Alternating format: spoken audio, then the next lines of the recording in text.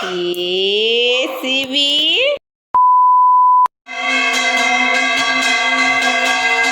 Flashback. Everyone, কেমন আছো তোমরা সবাই? আশা করছি খুব ভালো আছো। আমিও খুব ভালো আছি। Welcome to my channel. তো অনেকদিন পর আজকে ভিডিও শুট করছি, আর আজকে আমি বাবার বাড়িতে এসেছি।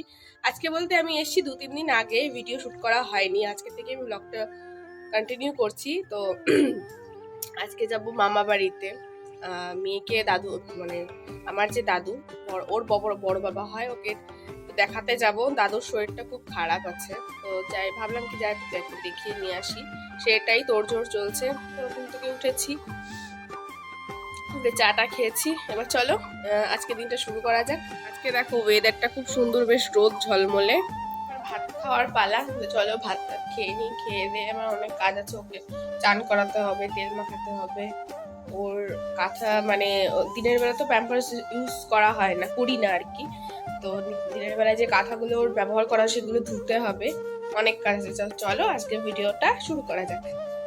মা সকালে রান্না করেছে ভোলা মাছ ভাজা আর শুক্তো আর পাঙাশ মাছের ঝোল, আর এদিকে টমেটোর চাটনি। এই দিয়ে সকালে ভুঁড়িভোজটা এখন করব।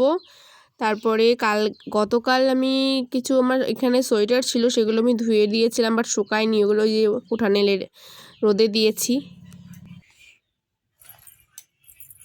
দুষ্টুমি দুষ্টুমি হচ্ছে। খাবি না? কিলে খাবি না তুই? পচা। বাথরুমের যে কাঁথাগুলো ছিল সেগুলো অনেকগুলো হয় দিনে, সারাদিন ছোট মানুষ তো দুধু খায় আর হিসু করে, অনেক অনেক হয়। সেগুলো আমি এখন ধুয়ে লেড়ে দিয়েছি। আর বার কর, আর বার করে দাও। ওই দেখো মনে তাকিয়ে রয়েছে। অনেকদিন পর, প্রায় 3.5 মাস পর বৌদি আজকে, বৌদিদের ঘরে আজকে আমাকে আমার বোনকে ইনভাইট করেছে। এখন আমরা দুপুরে লাঞ্চটা করব। তো চলো দেখি বৌদি কি কি রান্না করেছে। এই যে আমার বৌদি, তোমরা তো চেনো, এবার ছোট বৌদি। হাই করে দাও বৌদি। বৌদি মেনু করেছিল মাছের ঝোল, রুই মাছের মানে ঝোল করেছিল আলু দিয়ে। আর আমি মাছের মাথাটা খুব ভালো খাই, আমি আর বোন ইনভাইটেড ছিলাম। মাছের মাথাটা যেহেতু আমি ভালো খাই, জন্য আমাকে মাছের মাথা দিয়েছে খেতে।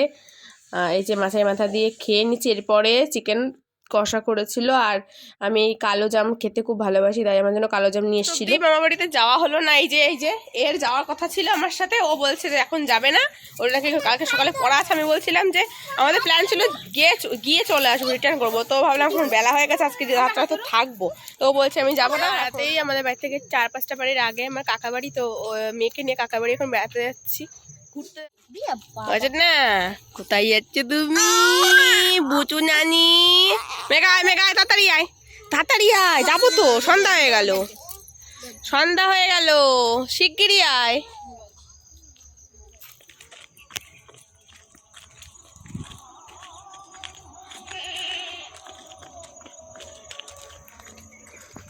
কিছুদিন পরে আমাদের বাড়িতে একটা অনুষ্ঠান আছে, মানে এই বাড়িতে, বাবার বাড়িতে। তখন ওর বাবা আসবে। তখন ভাবলাম আমার বাবা, আমি আর ও 3 জন মিলে মামা বাড়ি থেকে দাদুর সাথে দেখা করে আসবে। একদম 6%।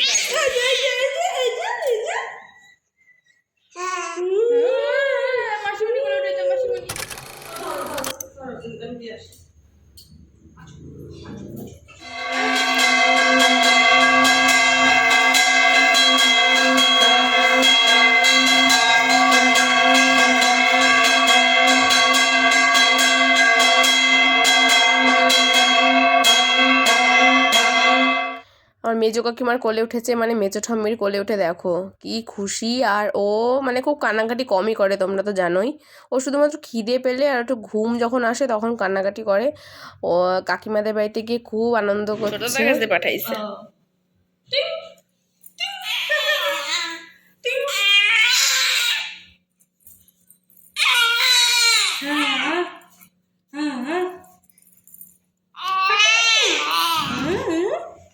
যেই দেখবি দেখছে মোবাইল দেখবি, আর কানবে, আর চেল্লাবে না, আমি তাকায় থাকবে।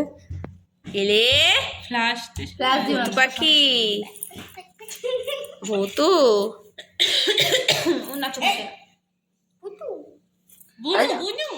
এবার বাড়িতে এসে ওর মাসি একটু ওর সাথে রিলস ভিডিও করে নিল, কটা রিলস ভিডিও করলো ওর, দেখো প্রিন্সেসের।